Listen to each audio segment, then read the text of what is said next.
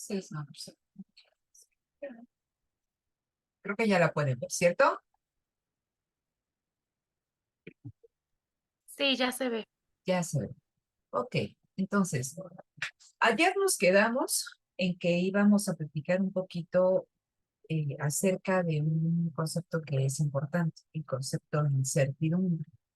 ¿Vale? Entonces, hablábamos de las obligaciones y de la incertidumbre que enfrenta la empresa. Entonces decíamos, la empresa está obligada a obtener un nivel de beneficio medio promedio, o sea, promedio comparativamente hablando de la rama, del sector, de la industria en la que se desenvuelva, que le permita no entrar en competencia. Decíamos, ¿qué vamos a entender por no entrar en competencia? Es decir, que la empresa pueda sobrevivir en el mercado, que la empresa no sea eh, relegada por una empresa más grande que la desaparezca, ¿no? Entonces, la empresa tiene que obtener sí o sí ese nivel de beneficio que para los evolutivos o para Penrose era insatisfactorio, ¿no? Ese nivel de beneficios promedio. Está obligado a eso. Dice, pero si bien está obligado a eso, sus beneficios dependan de que la empresa venda.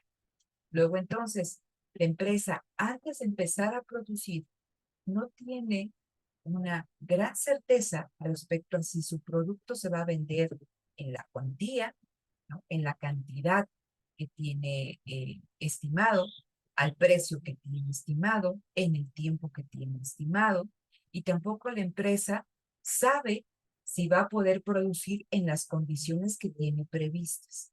Y decimos, cuando hablamos de las condiciones, no solamente estamos hablando de condiciones en términos de acceso a los recursos productivos, es decir, a la materia prima, a los bienes intermedios, al personal calificado o no calificado que puede requerir la empresa, como decíamos, uno de los factores más importantes para la empresa al momento de producir pues, es el trabajador. Entonces, dentro de la empresa, dependiendo del modelo productivo, vamos a ver qué es el modelo productivo, dependiendo de la estrategia que seleccione la empresa, el trabajador juega un papel fundamental y se van a establecer una serie de normas productivas dentro de la empresa que el trabajador puede decidir seguir o no seguir.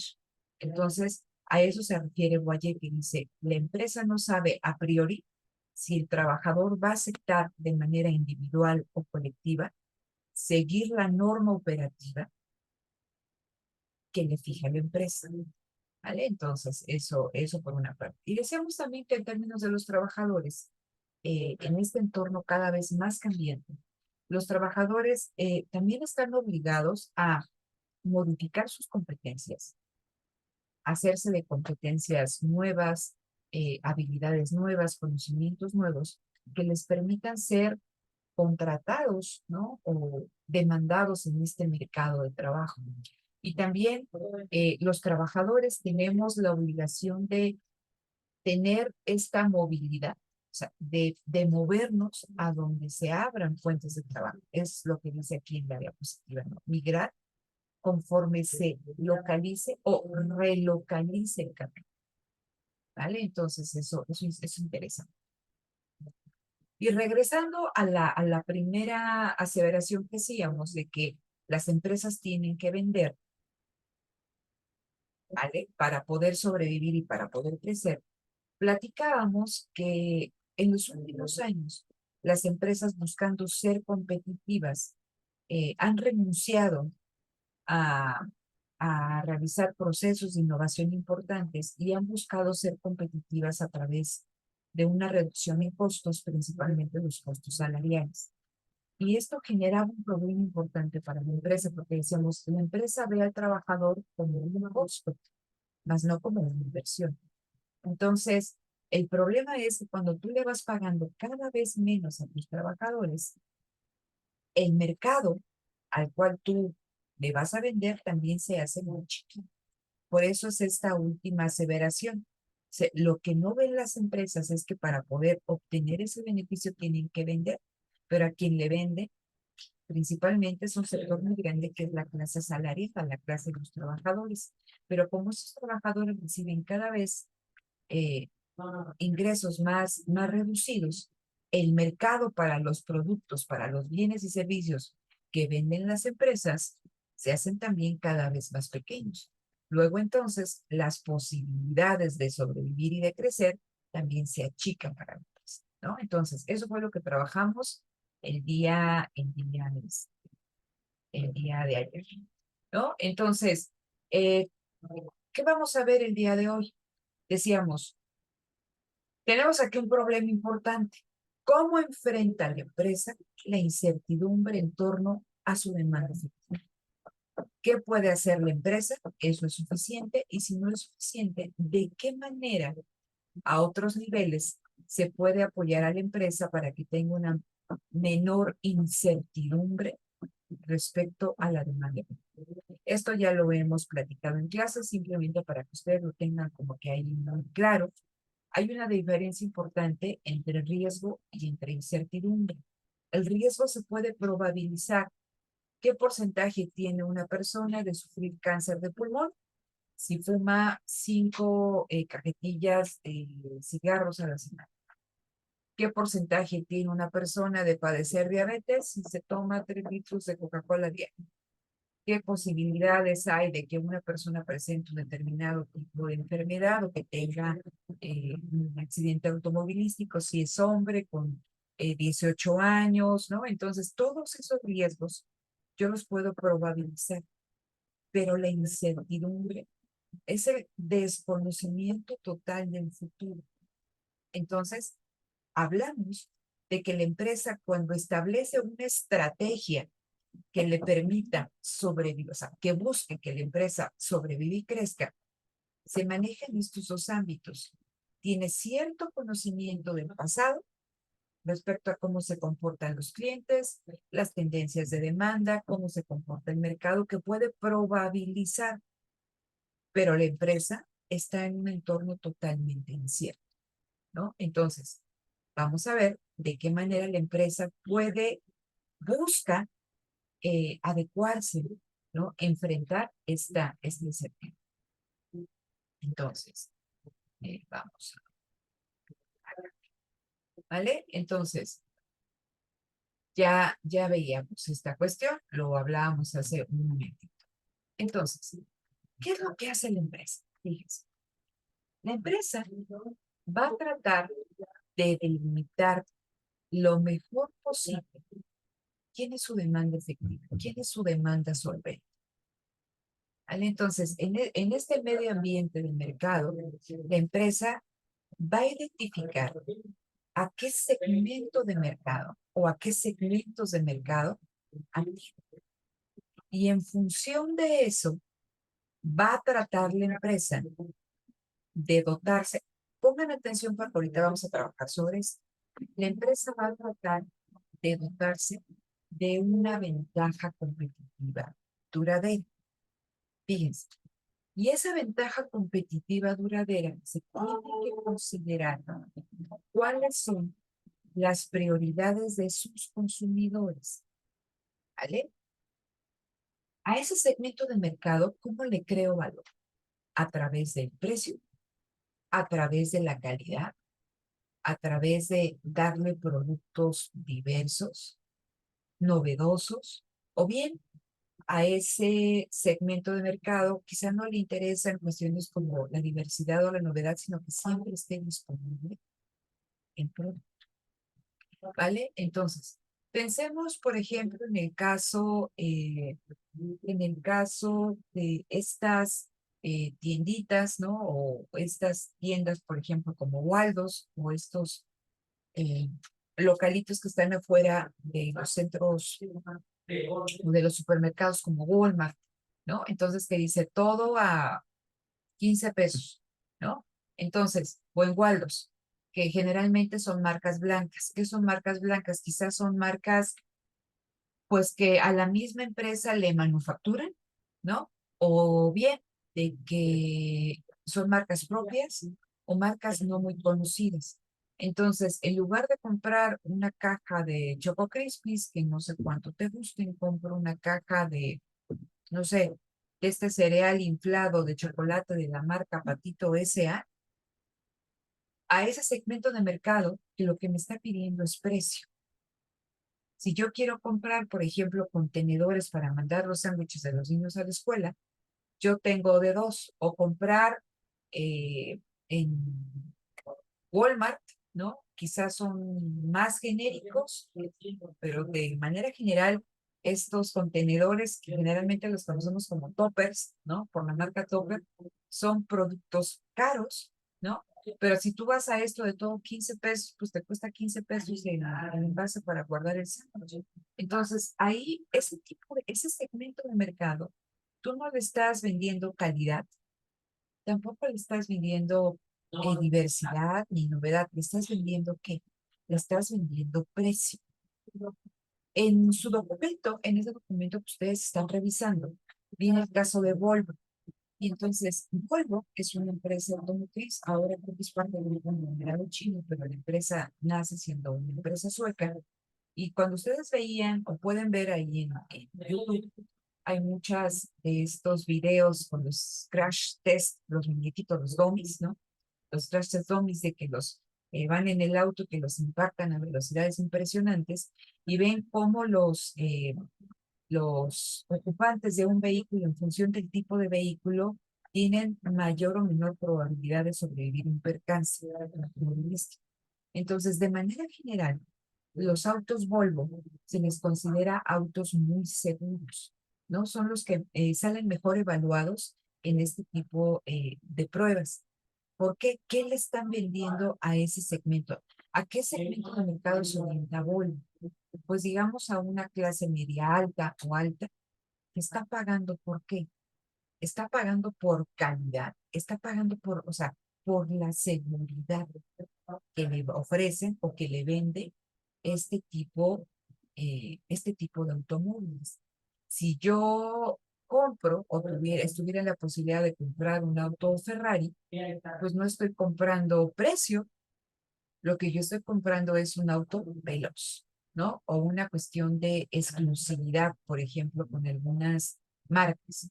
Porque la marca Hermès, ustedes la han escuchado, es una marca de lujo a nivel internacional y esta marca se ha logrado posicionar muy bien entre los consumidores de clase alta y esta marca, entre más exclusivo es el producto, más se demanda. ¿No? Entonces, de hecho, ahí con Hermes hay una bolsa que se llama la bolsa Birkin, que esa a personas con un importante poder adquisitivo no se las venden, sino que están ¿no? Direccionadas o dirigidas a clientas, ¿no? De años de Hermes, o bien prácticamente te hacen una invitación, alguien te tiene que invitar para que te puedan vender esa bolsa, ¿no? Entre más exclusivo, pues mayor objeto del deseo por parte de estos consumidores, ¿no? Entonces, ¿qué hemos dicho hasta aquí? Que las empresas van a buscar para poder enfrentar esta incertidumbre en el mercado, porque recuerden, la empresa tiene que obtener un beneficio satisfactorio, un beneficio medio que le permita sobrevivir y crecer, y tienen que vender. Entonces, ¿cómo le hago para saber a quién le voy a vender? Voy a tratar de delimitar lo mejor posible quién es mi mercado y cómo le creo valor. Ah, entonces yo soy Waldos, mi mercado es un mercado de clase baja, clase media baja, clase media, que lo que están buscando no es calidad, no es diversidad, es precio. Ah, si yo soy Coca-Cola, lo que están buscando los consumidores es que el producto siempre esté disponible. O puede ser, soy una marca, por ejemplo, esta marca Shein o Shein o esta marca Temu, lo que ustedes no van a encontrar algo de calidad. ¿Están comprando qué? Están comprando precio y están comprando también diversidad o novedad, ¿vale? Entonces, una vez que la empresa identifica cómo le crea valor a sus consumidores, cuál es la prioridad, como dice aquí, del consumidor, aquí son algunas de las que se manejan en el documento, va a tratar de poder ofrecer, o sea, ok, mi mercado le vendo, él demanda precio, entonces, ¿de qué manera productivamente, organizativamente, puedo llevar al mercado ese bien o ese servicio que se caracterice por un precio. Entonces, me dice, por el lado de la oferta, esto lo vamos a ver más adelante con esta cuestión del modelo productivo. Dice, por el lado de la oferta, recuerden que estamos viendo a la empresa y que la empresa produce. La empresa, a través de este modelo productivo, va a buscar llevar un producto, un bien o un servicio que responda a esta prioridad del consumidor, ya sea por precio, ya sea por calidad, ya sea por diversidad, novedad, disponibilidad. Y tiene que ver desde cuestiones de qué producto lleva, cuánto tiene que vender, cómo tiene que organizar, eh, cómo se tiene que organizar el proceso productivo, quiénes van a ser mis proveedores, qué tipo de productos, eh, ya lo repetí, voy a vender logísticamente, cómo tengo que organizarme, qué tipo de trabajador necesito. ¿Vale? Esto es interesante. Hay otra forma en que se le puede ayudar a la empresa a dotarse de esas ventajas competitivas, porque si la empresa, fíjense, esto se relaciona con lo que veíamos con Penrose o con los evolutivos. El empresario identifica una oportunidad productiva. Entonces, yo identifico que tengo un segmento de mercado al cual yo le puedo vender un servicio o un producto, precio bajo. Es lo que me está pidiendo. Entonces, ¿de qué manera yo puedo combinar mis recursos productivos para llevar al mercado un producto o un servicio que se caracterice por su precio bajo? Y si esa estrategia que la empresa diseña e implementa y se va a materializar en un bien o en un servicio es exitosa, la empresa obtiene el beneficio que está esperando, obtiene esa ventaja competitiva. Pero ¿de qué manera también la empresa puede dotarse de ventajas competitivas que le permita ser, eh, ahí regreso a esa cuestión competitiva, sobrevivir y que le permita sobrevivir y crecer? Y aquí me dicen, por el lado del Estado. Actualmente, que ustedes saben, si están pendientes ahí de las noticias, hay una guerra comercial entre Estados Unidos y China. Y entonces, Estados Unidos, ahorita, el papel de la política industrial a nivel internacional ha cobrado muchísima relevancia y se está tomando como una cuestión de seguridad nacional. ¿Qué están haciendo los estadounidenses? Ahorita las empresas más importantes en términos de electromovilidad, de los autos eléctricos, son las empresas chinas. Ni las alemanas, ni Volkswagen, ni las empresas estadounidenses automotrices están, eh, están en las condiciones de competirle a las empresas chinas. Entonces, ¿qué está haciendo Estados Unidos? Fíjense, lo que está haciendo Estados Unidos es que como ve que muchos de los chips que se utilizan en muchos electrónicos y también en estos autos eléctricos se fabrican en China, están con la ley chips, están tratando de que todos esos chips se fabriquen en Estados Unidos, ya no comprar los chinos. Pero otra cuestión bien importante, actualmente los autos chinos para que ingresaran al mercado estadounidense se les cobraba un 25% de aranceles. Ahorita la propuesta es que el arancel, ¿no? Se cuadriplique, es decir, que le cobren un 100% de aranceles a los autos chinos para que se vendan en los Estados Unidos, buscando qué, buscando proteger de manera, si ustedes no quieren ver algo más este arancel, a los autos eléctricos americanos. Porque en los términos actuales, las automotrices americanas en el ámbito del auto eléctrico no son competitivas. Entonces, la política industrial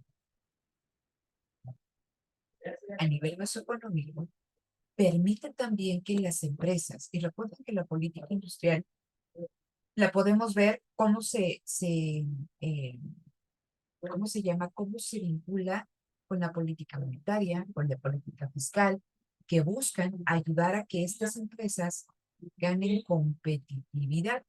Actualmente hay plan que se llama los Polos de Desarrollo para el Bienestar aquí en México, a raíz de todo este corredor transísmico en el sur. Y entonces, en estos polos de desarrollo del bienestar, se busca que se hagan aglomeraciones productivas de empresas en un conjunto de actividades que tienen amplias posibilidades para vincularse a las cadenas globales de valor. La automotriz, la electrónica, electromovilidad, se les llama las vocaciones productivas.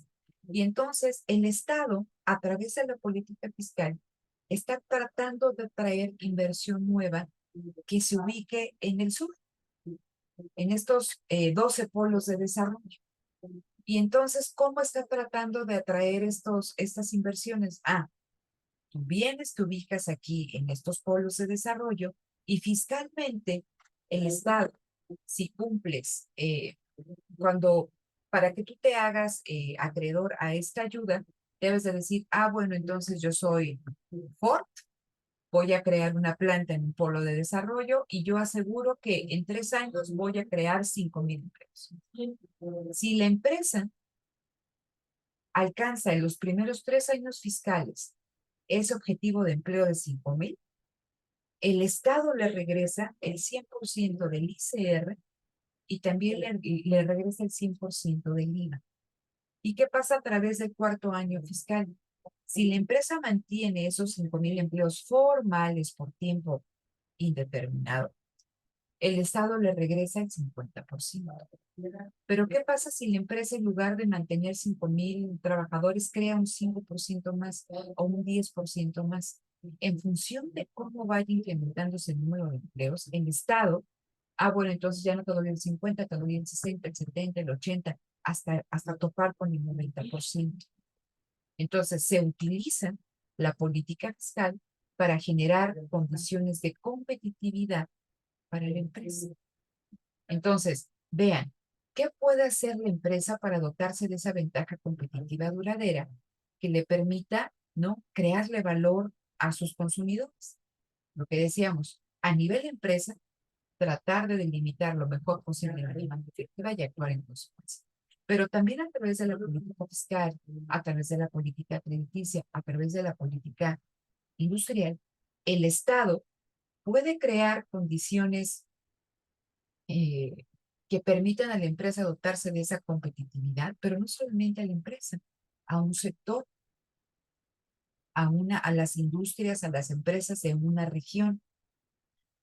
Con lo que está haciendo el Estado en el sur, con toda esta cuestión de la creación de la infraestructura, recuerden que está el corredor transísmico, se van a modernizar el puerto de Salina Cruz, Oaxaca, el puerto de Coatzacoalcos, el tren, ¿no? Se está haciendo, bueno, lo que se hizo del Tren Maya. Hoy anunciaron que esta cuestión del tren también va a ir hacia Guatemala.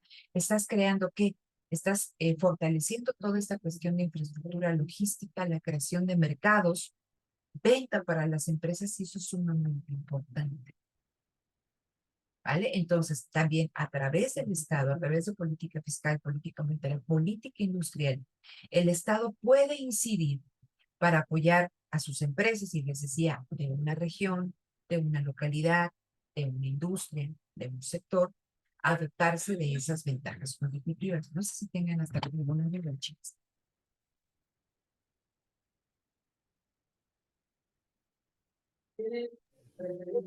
No, todo bien.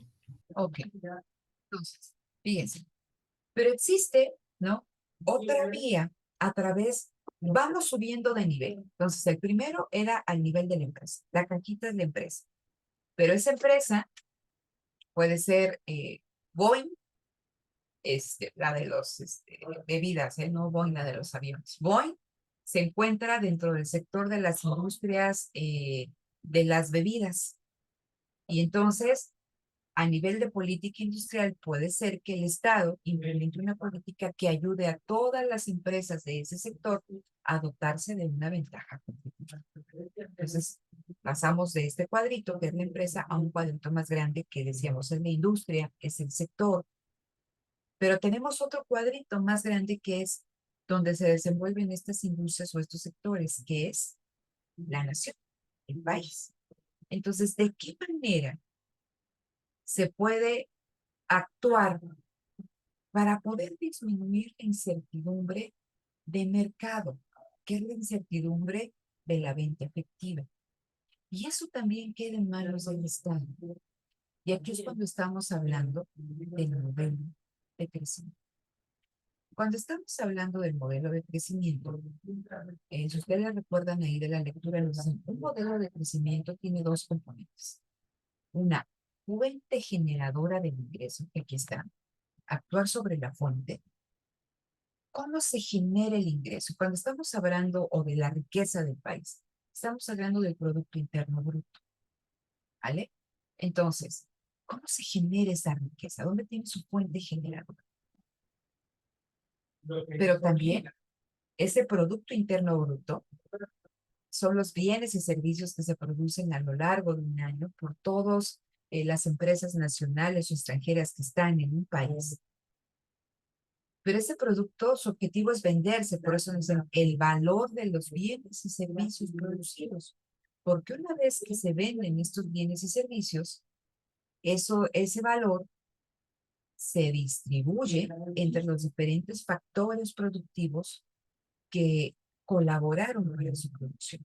Entonces, en un modelo de crecimiento tan importante es cómo se genera esa riqueza, pero también cómo se distribuye esa riqueza.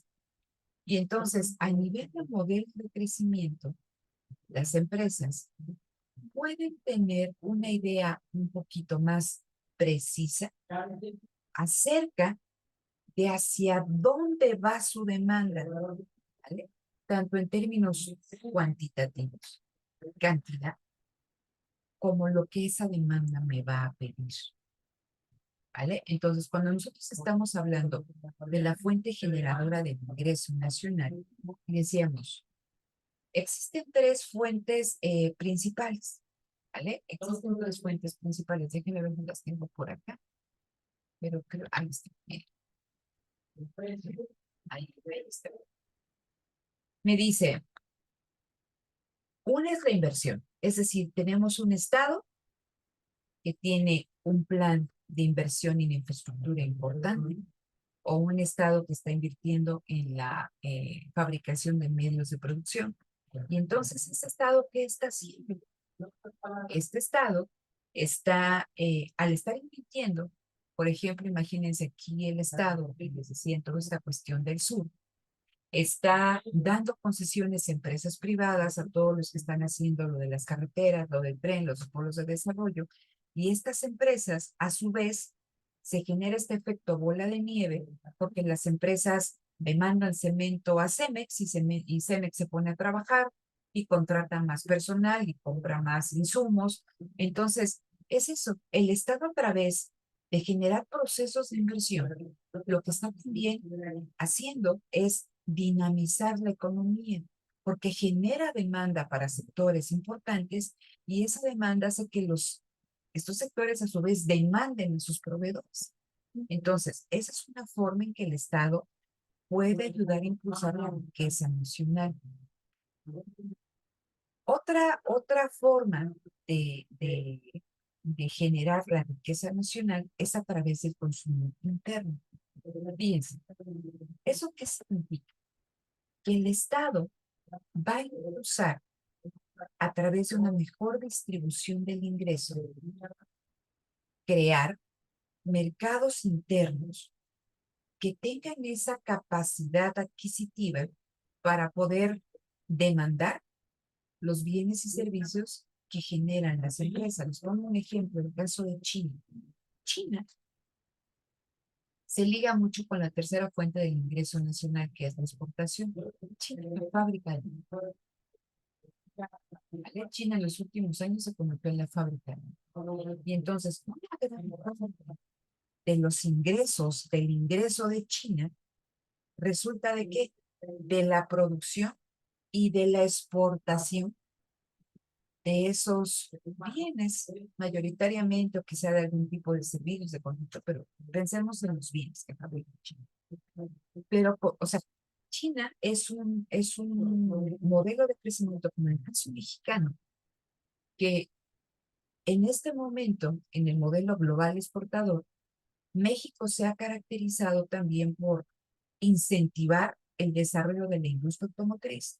Tenemos un montón de empresas fabricantes en el norte y en el centro bajío que producen automóviles aquí y que toman a México como su plataforma de exportación y que venden en los mercados internacionales. El problema es que estas empresas no son nacionales y lo único que queda aquí adentro son los ingresos a través de salarios. Pero ¿qué pasa en el caso de China? Que muchas empresas de China son chinas, o sea, que exportan son chinas. Entonces las ganancias se quedan en China. Entonces decimos que China le vende a un montón de personas, ¿no? Alrededor del mundo, empresas alrededor. Tiene un modelo donde su ingreso nacional depende de las exportaciones que hagan estas empresas. Pero ahorita les decía que con toda esta cuestión de la guerra comercial entre Estados Unidos y China, los chinos han identificado que poco a poco se tienen que ir desacoplando de estas cadenas globales de valor y que lo que van a hacer los chinos es tratar de mejorar la distribución del ingreso porque tienen un mercado potencial enorme y tratar de que ahora su riqueza o el PIB, ¿no? Este ingreso nacional no dependa tanto de su interacción con los mercados globales, sino de la venta en un mercado interno, en un mercado nacional. ¿Vale? Entonces, ¿esto cómo se determina? A través de un modelo de crecimiento. Nosotros, la semana que viene, vamos a estar trabajando sobre el modelo foresta de producción con esta lectura de Corea. Y vamos a ver que el modelo foresta es un modelo que privilegió el consumo interno. Es decir, ayudó al fortalecimiento de industrias, pero estas industrias vendían no en los mercados internacionales, sino que la parte más importante de su venta era en los mercados nacionales, ¿no? Entonces, por eso estamos hablando del modo de crecimiento a nivel macroeconómico, determina o incide de manera importante en las posibilidades de que una empresa sobreviva o crezca. Esto me gustaría nada más aquí, y lo dice el mismo Guayé, lo tenemos que matizar. No significa que una empresa que tiene un modo de crecimiento, una fuente generadora de ingreso nacional basada en la exportación, no incentive el consumo interno o la inversión. ¿Vale? Una no está peleada con el otro. Sin embargo, dependiendo de un contexto específico, una va a estar, o sea, en este caso les decía, eh, los modelos de crecimiento actuales están más, en el caso mexicano, en el caso chino, ¿no? Estamos hablando de un modelo global exportado, que la riqueza depende de qué, de la venta de los bienes y servicios en los mercados internacionales. ¿Vale? Esa es la primera parte de un modelo de crecimiento. Entonces piensen en el caso mexicano, ¿no? Se ha incentivado a un conjunto de sectores manufactureros como el automotriz, el aeroespacial, el eléctrico electrónico, ¿no? Entonces, son empresas que vienen y fabrican en México y que exportan. Y les decía, pero muchas de estas ganancias no se reinvierten, sino que se van a sus lugares donde está la matriz, la empresa de origen, y lo único que dejan aquí son los salarios que pagan. Y de manera general, vemos que los trabajadores que están trabajando en estos sectores dinámicos de la economía, comparativamente con los otros trabajadores, tienen un salario más, ¿no? Entonces, quizá los trabajadores de la rama 336, fabricación de equipo de transporte, ahí tenemos autopartes, automóviles nuevos, esta cuestión de los ferrocarriles, tenemos la industria aeroespacial, sus remuneraciones son mayores que quizá de los trabajadores que están en el 337, que es la fabricación de muebles, colchones, ¿no? Entonces, tienen mejores salarios. ¿Esto qué implicaciones tiene? Vemos que en términos de la distribución del ingreso, va a haber segmentos de mercado que van a tener un salario más alto y por lo tanto un poder adquisitivo mayor. Entonces estamos hablando que es una distribución, fíjense, aquí está cómo se distribuye el ingreso. Es una distribución competitiva. ¿Por qué? porque estamos hablando que ciertos sectores de actividad económica, en este caso de la industria manufacturera, son más competitivos que otros y por lo tanto sus trabajadores están mejor remunerados. ¿Pero eso qué implicaciones tiene para la empresa? Ah, que la empresa entonces, ¿no? Pues va a tratar de venderles a esos sectores porque son los que tienen un mejor poder adquisitivo, ¿vale? ¿Qué pasaría? O sea, los mercados se le conoce a este tipo de distribución, están balcanizados. ¿Qué significa? ¿No? Que la distribución del ingreso está como muy segmentada. Entonces, dependiendo del segmento, es lo que te va a pedir ese mercado, esa demanda. Y regreso a esta cuestión de la empresa, lo que veíamos, ¿no? En un primer momento. Entonces, hay una gran incertidumbre porque puede ser que en un momento determinado esos sectores dejen de ser competitivos y pues también que caiga la demanda de sus salarios. ¿Qué va a pasar? Que aumenta la incertidumbre en torno a la venta efectiva de la empresa, ¿vale? Entonces, tenemos, por ejemplo, las empresas automotrices, ¿no? Ellas tienen también muy bien segmentado el mercado. Entonces, van a ver, por ejemplo, que tenemos eh, no sé, a, a Ford o a Nissan o a General Motors que tienen autos, ¿no? Para una clase media, que no son autos muy caros, que tenemos también ahí los diferentes tienes el auto base, ya si pagas un poquito más tienes ciertas amenidades o ciertas cuestiones de seguridad, ¿no? etc. Tenemos bien segmentado el mercado. Por ejemplo, en el caso de los autos eléctricos actualmente son muy caros. Pero ¿qué está pasando con estos autos chinos? Hay un auto, creo que es de BYD, que estaban promocionándose ahí en las plazas comerciales, que es un auto muy es un auto pequeño, es un auto, no recuerdo si es enteramente eléctrico o híbrido, yo creo que era eléctrico y estaba a un precio muy interesante comparado con los autos eléctricos. Ahí del segmento creo que estaba como en 500,000 o algo así. Entonces era un precio atractivo para ese tipo de auto, ¿no? Entonces, eh, pero ¿qué pasa? ¿No? Y les digo, con esta cuestión de la distribución del ingreso de este tipo, pues que solamente ciertos segmentos de mercado van a demandar cierto tipo de productos, entonces los mercados se hacen chiquitos. ¿Qué pasa? Fíjense, cuando el Estado implementa un modelo de crecimiento que privilegia el consumo interno. Eso fue lo que pasó en el modelo Fordista de producción. Se van a establecer una serie de acuerdos a nivel macroeconómico que permitieron que en los Estados Unidos se creara una clase trabajadora muy amplia con un buen poder adquisitivo. Entonces, el mercado, en lugar de estar balcanizado, estar así como por segmentos chiquitos, el mercado se amplía. Y vamos a ver que en esa época de 40, 70, los salarios, ¿no? Que se pagaban en los diferentes sectores de actividad económica eran muy similares. Había diferencias, sí, pero ¿eran qué? Por eso dice que eran moderadas esas diferencias. Luego entonces, en lugar de tener una distribución del ingreso como de barras, que sería la distribución competitiva, teníamos una distribución coordinada, es decir, imagínense como una línea, ¿no? Como una sonrisa. ¿Por qué? Porque había una amplia clase media trabajadora que tenía un buen poder adquisitivo y que podían demandar los productos, los bienes y servicios que ellos mismos fabricaban.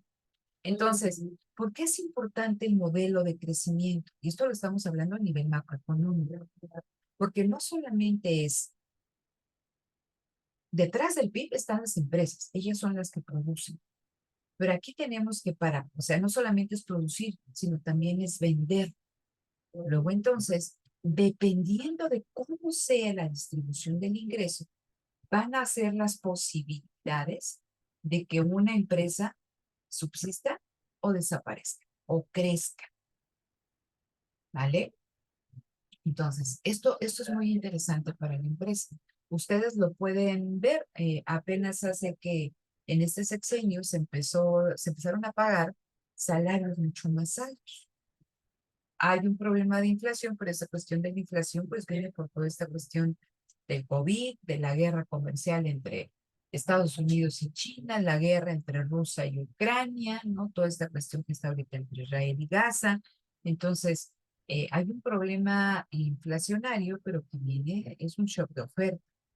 Entonces, aquí tenemos ese problema, pero de manera general, con mayores ingresos se ha contenido la inflación, las familias tienen un mejor poder adquisitivo.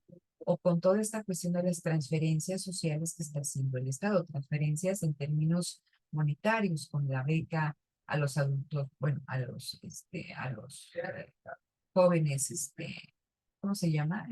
Se me fue el nombre del programa, pero estos de que aprenden oficios, o no para las madres solteras, o para los niños con cierta discapacidad, o para los más de 60, ¿no? Entonces, con todos estos programas sociales, lo que también está haciendo el Estado es una distribución del ingreso que ha permitido ampliar el mercado y que ha permitido también que las empresas vendan.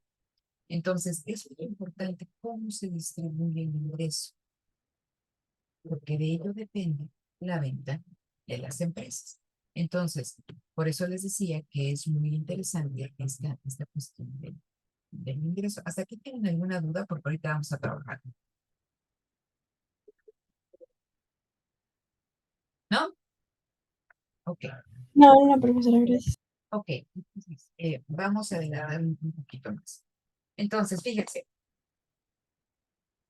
ya que la empresa a nivel individual identifica, ¿vale?, cómo le creo valor a mi segmento de mercado, voy hacia aquí, ¿qué hago? ¿No? Si yo le ofrezco calidad, o sea, si a mí lo que me está pidiendo mi mercado es calidad, al darle una calidad mayor, eso también me permite a mí como empresa cobrar un precio mayor. Piensen, lo hemos platicado ahí en el salón de clases, ¿no?, con todas estas empresas o estas tiendas que venden café de especialidad, ¿no? Entonces, no es lo mismo el costo de un café americano en Starbucks que un café americano en el Oxxo. No estoy diciendo que sea de mejor calidad, pero simplemente qué es lo que percibimos nosotros al comprar un café en Starbucks, quizá mejor calidad del producto o un lugar que te ofrece un espacio agradable para tomar el café o para poder estar trabajando. Entonces, eso autoriza a la empresa ¿a qué? A cobrar un precio mayor. Y si más personas identifican que eso vale la pena, o sea, pagar el precio del café vale la pena, puede ser de manera objetiva o subjetiva, también a la empresa va captando mayor segmento del mercado. En términos de innovación, ¿vale? Ustedes lo vieron con la doctora Josefina. La innovación significa llevar un bien o un servicio, ¿no?, que los consumidores detecten que es diferente a todo lo demás. Y la empresa que llega primero, dice, a través de proteger esa innovación con una patente, eso le garantiza a la empresa que una renta monopólica, es decir, que durante cierto tiempo nadie más puede vender ese bien o ese servicio, ¿no? Y que va a poner un precio mucho más alto que todos los demás. Entonces, lo que aquí yo les presento son las fuentes de ganancia. Estas fuentes de ganancia se identifican en función de lo que los autores revisan para la industria automotriz. Fíjense, una fuente de ganancia que me dicen las economías de escala. Lo han visto en todos sus cursos ahí en la licenciatura. ¿Qué significa las economías de escala? Las empresas invierten en máquinas o aumentan la escala, el tamaño de la empresa, los departamentos, y ese aumento en la escala les permite producir más. Y al final sí se hacen inversiones importantes, pero como se produce más, los costos se reducen. Y eso va a permitirme a mí como empresa que aumentar la producción y dada esta disminución de los costos, ofrecer precios más competitivos, más bajos. Pero la cuestión aquí, fíjense, yo puedo identificar, mi segmento de mercado me demanda precio. Ok, entonces quizá yo voy a elegir una fuente de ganancia que se base en economías de escala. Oye, ¿pero qué crees? Sí, si yo podía vender una paleta en 100 pesos y ahora la puedo vender en 1 peso, pues está perfecto porque mi mercado me está pidiendo precio. Pero aquí la empresa se enfrenta a otro problema, que es que ya no solamente para obtener 100 pesos tiene que vender una paleta, sino que ahora tiene que vender 100. Entonces, a lo que quiero llegar con esto es que para que la empresa elija, ¿no? ¿Qué fuente de ganancia va a implementar como estrategia de ganancia? Tiene que ser ad hoc, ¿vale? Con esta cuestión que veíamos aquí de la distribución del ingreso. Si yo tengo una distribución muy desigual, competitiva, pues va a ser difícil que yo pueda implementar economías de escala. Pero si yo tengo un mercado muy amplio, puede ser que encuentre un consumo de masa que dé salida a esa producción. Más. ¿Qué pasa durante el modelo Toyota? Fíjense, aquí tenemos esta diversidad de oferta, lo vamos a platicar la siguiente semana. Con el modelo Toyota, este se implementa en Japón, y Japón, pues ustedes piensen en Japón, es un mercado chiquito. Y entonces, cuando los japoneses quieren empezar a fabricar autos, se dan cuenta que las empresas no son para nada competitivas comparadas con las estadounidenses. Entonces, pues no pueden exportar. Y entonces, ¿dónde tienen que vender? Tienen que vender en Japón y hay muchísima competencia. Y se dan cuenta que los consumidores de automóviles en Japón quieren autos que se diferencien. Entonces, ¿qué hacen los japoneses?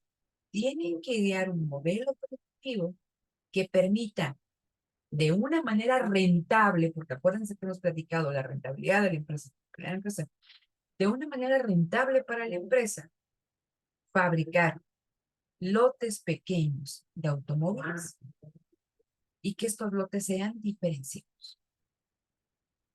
Pero eso responde a qué? A un contexto macroeconómico, a un determinado tipo de mercado y también para fabricar este tipo de bienes requiero también un determinado tipo de trabajador. Entonces, por eso les decía, la empresa tiene incertidumbre respecto a si va a poder vender en la cantidad, al precio, en el tiempo, y si va a poder obtener del trabajador la venia para trabajar conforme a las condiciones, a los salarios que imponga la empresa. Entonces, cada una de estas son fuentes de ganancia, como decía, es economía de escala, diversidad, calidad, innovación, etc. Y si la empresa las puede implementar, dado un contexto del mercado de bienes y servicios y del mercado de trabajo, se convierten en una estrategia de ganancia. ¿Vale? Entonces, una estrategia de ganancia le va a permitir a la empresa, ahora llegamos al concepto importante, implementar un modelo productivo. Fíjense, ¿qué voy a entender por un modelo productivo? O sea, un modelo productivo engloba la fabricación de bienes. También aquí diríamos la provisión de un servicio. Y cuando estamos hablando de vamos a pensar en el bien. ¿Cómo se fabrica? Pero también el modelo productivo me habla cómo concibo, qué tipo de producto les voy a vender a mis consumidores, cómo voy a gestionar internamente a mi empresa para poder fabricar ese bien, cómo me tengo que abastecer, ¿no? En términos de proveedores, internalizo la mayor parte de los bienes que yo necesito de los insumos intermedios o bien establezco redes de proveeduría para poder hacerme de esos insumos. ¿Cuánto tengo que vender? ¿Quién va a ser mi principal mercado? ¿El mercado interno o el mercado externo? Y entonces todas estas preguntas, o sea, todas estas variables están contenidos en los componentes de un modelo productivo. Entonces, vean, el primer componente del modelo productivo es la política producto. Dice, es el mercado o el segmento que atiende la empresa. Esto es importante que pongan atención porque la próxima semana tenemos examen y entonces vienen las diferentes notas y dices, oye, ¿esto a qué hace alusión? A política producto, a relación salarial, a organización productiva. Entonces pongan atención. Entonces, cuando hablamos de una política o producto, estamos hablando de que la empresa, ¿no? Debe identificar quién es su mercado, qué le va a vender ese mercado, cuántas gamas de producto va a tener. Estamos hablando aquí de diversidad. Yo tengo, por ejemplo, piensen en Coca-Cola, ¿no? Pepsi. El producto estrella de Coca-Cola de Pepsi, pues es el refresco de cola. Pero en los últimos años, pues ya vemos que el grupo Coca-Cola, Coca-Cola FEMSA o PepsiCo, tenemos la familia Coca-Cola. Y entonces hay diversas bebidas y azucaradas, pero también han entrado en la cuestión de las energéticas y han entrado en la cuestión del agua embotellada. O puede ser como en el caso de Boeing, que únicamente vende los Boeings que conocemos de toda la vida, ¿no? La cooperativa Pascual. Entonces, pues la empresa tiene que identificar, quizá el mercado de Pascual no es igual que el mercado de, de FEMSA ni de PepsiCo, que la gama de productos que venden no es igual que la gama de productos que vende PepsiCo. Cada empresa, en este caso, el volumen de ventas que identifica la cooperativa Pascual para poder sobrevivir y crecer no es la misma que la que tiene FEMSA o PepsiCo, ¿vale? Entonces, todo ese tipo de cuestionamientos, ¿no? La diversidad del modelo, la calidad del producto, si va a ser un producto novedoso, disponible, etc. Todo eso está en la política producto. ¿Qué estamos hablando aquí? De la concepción de ese producto que yo voy a. Pues, una vez que tengo yo como empresa esa concepción, ¿qué viene? ¿Cómo me voy a organizar productivamente para poder llevar ese bien o ese servicio al mercado? Vean de qué nos habla esta organización productiva. Dice, ¿cómo se tienen que integrar las actividades? ¿Qué es lo que les decía? Del 100% de los insumos que requiero para producir el bien, ¿cómo me voy a integrar? ¿Al 50%, al 100%, al 70%? O bien, nada más voy a internalizar el 30% de las actividades y el 70% las voy a subcontratar. Las voy a obtener a través de proveedores. ¿Dónde me tengo que ubicar espacialmente, ¿sí? Para poder producir de una manera más eficiente? O bien, yo voy a producir en el centro del país, pero debo de tener centros logísticos para que mi producto, uno quizá en Silao, otro quizá en, no sé, en Chiapas, para que, ¿dónde tienen que estar mis principales centros para que siempre mi producto se esté moviendo? ¿Cómo voy a comercializar mi producto? De manera, piensen en Bimbo. Ellos comercializan su producto, tienen toda su flota de estos camioncitos que reparten. Ellos tienen sus stands, recogen, venden, no van directamente a las tiendas. Alguien más vende por ellas, pero puede ser que haya tiendas del grupo Bimbo. Entonces, todo eso tiene que ver con qué, con el segundo componente del modelo productivo. Si la primera, o sea, la política producto sería, ¿qué voy a vender? La segunda pregunta sería, ¿y cómo voy a producir eso que voy a vender? ¿Vale? Y el tercer componente de un modelo productivo, que es algo sumamente importante, es la relación salarial. ¿Qué tipo de trabajador requiero para dar el servicio o para fabricar el producto que yo concebí? Entonces, si yo soy una empresa que fabrico, mi cliente es Waldos y que fabrico artículos de plástico de baja calidad, pero con un precio competitivo, pues no requiero estar contratando a ingenieros en diseño industrial, quizá uno, pero la mayor parte de mi planta o de mis trabajadores van a ser trabajadores con secundaria terminal, que los voy a contratar. Voy a poner una lona fuera de la empresa y con ustedes ahí la zona que está la UAM o la cuestión de Vallejo, la de Rosario, van a ver que ahí están, se requiere trabajadores generales, con secundaria, el sueldo competitivo, tal, y entonces pues las personas llegan directamente y se contratan ahí con la empresa. ¿Cuáles son los horarios que voy a manejar con estas personas? 3 turnos, ¿cómo los voy a remunerar?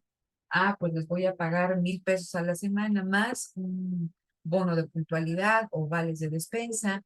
Les voy a permitir que se sindicalicen o no, pero no es lo mismo, por ejemplo, en el caso que les gusta de Google, ¿no? Y que ahí hay mucha, es algo interesante, ¿no? Para comentar más adelante.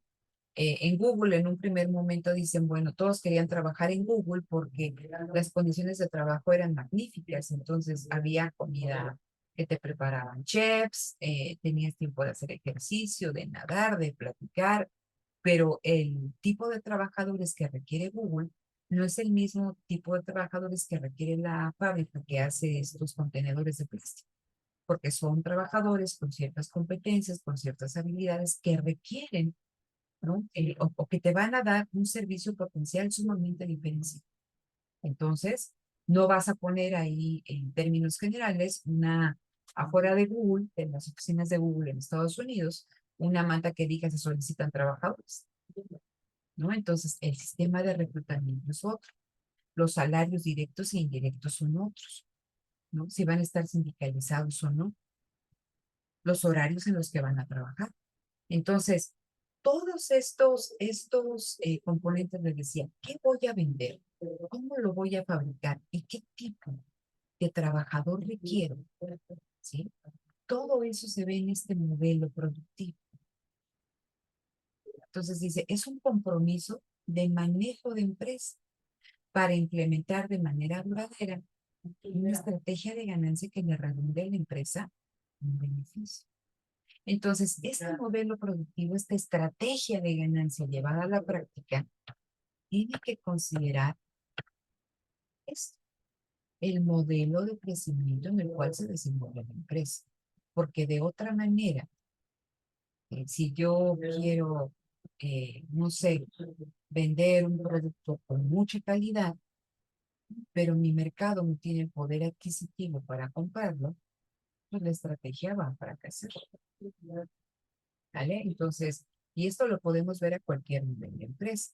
Entonces, lo podemos ver con estos negocios que ponen, yo creo que por todos lados donde nosotros vivimos, que ven de repente, y generalmente son de comida, ¿no? Que ponen algún restaurante o algo muy bonitos que los arreglan y que hacen un desembolso importante. Piensen en todo lo que se necesita para poner un restaurancito en un local.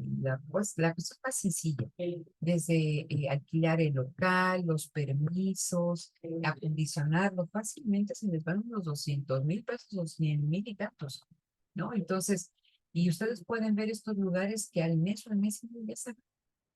¿Por qué? Pues que no estaba rica la comida o pues, sí, puede que esté rica, ¿no? O el precio, pero las personas si hay en un contexto en que hay una mala distribución del ingreso, ¿no? Los salarios no te alcanzan, pues dices, pues iré una vez, pero no voy toda la semana a comer en el restaurante. Entonces, a ver, ¿qué, qué pasó? Déjenme ver para acá. Ahí está. ¿Vale? Entonces, eso es importante. A la hora que la empresa lleva a la práctica el modelo productivo, que al final es la estrategia de ganancia, pues tiene que considerar estas cuestiones, ¿no? El modelo de crecimiento en el que está inserto. Por eso decíamos, la empresa puede ser, que sería, estoy regresando. Esto, este modelo productivo, aquí se expresa lo que platicábamos en un primer momento. La empresa va a buscar, ¿no? Identificar quién es su demanda, cómo le crea valor, organizar productivamente la empresa para poder fabricar ese bien, el tipo de trabajador que necesita, pero aquí ya se produce, todavía está esa incertidumbre respecto a qué, respecto a la venta. ¿Por qué es importante el modelo de crecimiento? Porque en el modelo de crecimiento también ve implícito la forma de distribución del ingreso. Entonces, si hay un modo de crecimiento que sea proclive con una mejor distribución del ingreso, con la creación de mercados internos, a que las empresas tengan, como decíamos aquí, ¿no? Una mejor gestión, ¿no? Una mayor certeza de cómo se va a comportar su demanda, tanto en términos cuantitativos como cualitativos, a la empresa le ayuda mucho.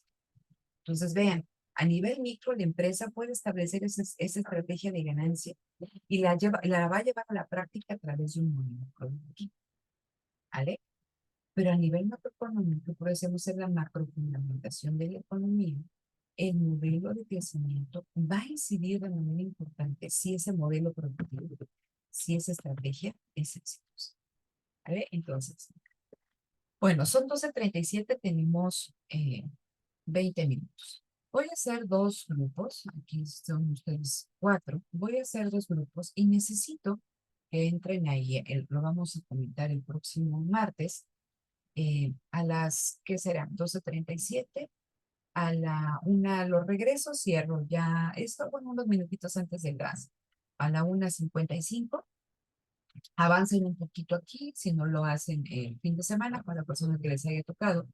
Identifiquen a una empresa, métanse ahí en Google, revisen e identifiquen una empresa y traten de ver qué modelo productivo está implementando. Está compitiendo por calidad, por precio, quién es su segmento de mercado.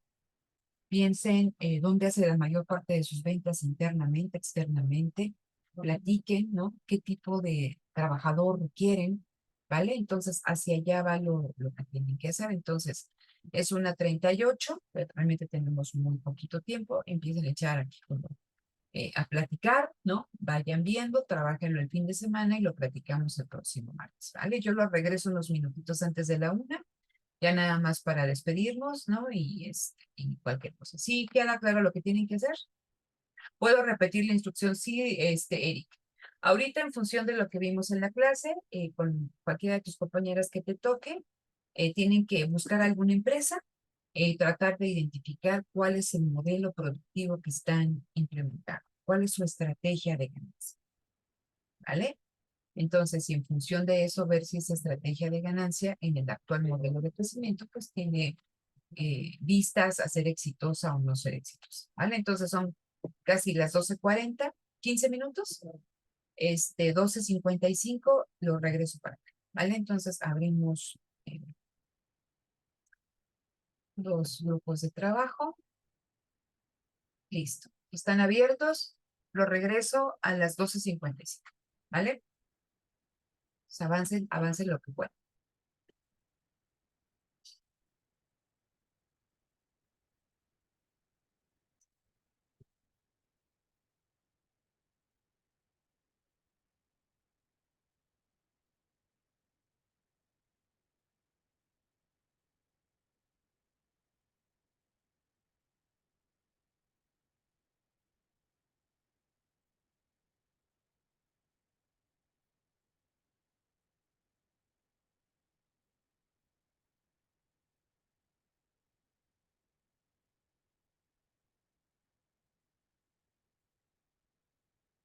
Daniela, ¿no te ha parecido la indicación para que vayas al grupo 1?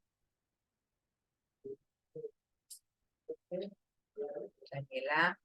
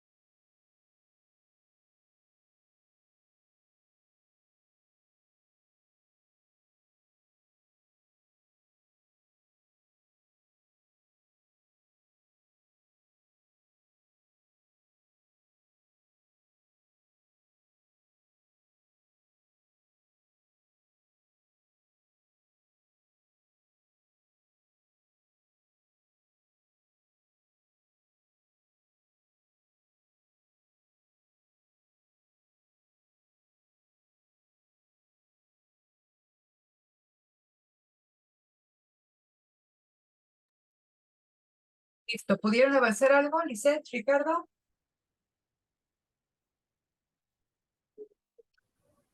Sí, bueno, estuvimos investigando algunas empresas porque estamos entre dos, Ok. pero igual dijimos que el fin de semana íbamos a investigar ambas y ya de acuerdo a lo que nos saliera de cada una, pues ya íbamos a escoger solo una.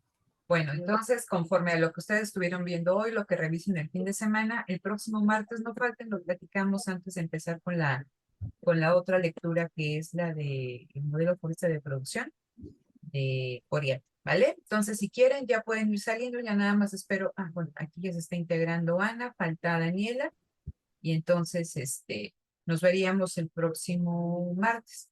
¿Pudieron avanzar algo, Ana? Estoy investigando, pero muy poquito. Elegimos iPhone. Ok, bueno, entonces, trabajen sobre eso el fin de semana, es lo que les decía a Lisette y a Eric, y entonces lo platicamos el martes, necesito que me hagan una presentación chiquita, ¿no? Ahí en el salón no tienen que llevar nada, nada más lo comentamos, estas tres partes del modelo productivo, y máximo 10 minutos por cada quien, ¿vale? Entonces, bueno, no veo a Daniela, pero entonces nos vemos el próximo martes, Lisette, Ana, Eric. Bueno, ya se integró Daniela, ¿vale? Entonces, bueno, ahí le comparten lo que platicamos y nos vemos el próximo martes. Sí, profesora, gracias. Hasta Chao, luego. chao, buen fin de Gracias, nos semana. vemos. Hasta luego.